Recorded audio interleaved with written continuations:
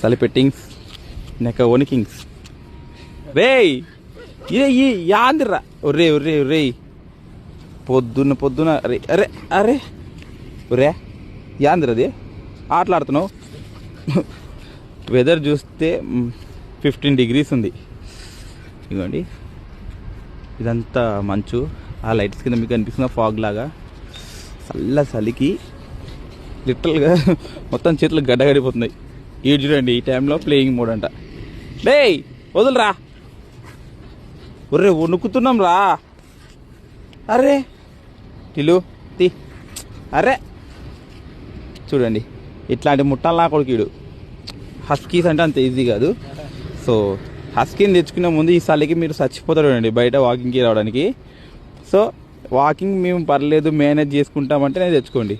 Okay చల్ల చలి కూడా రావాలా.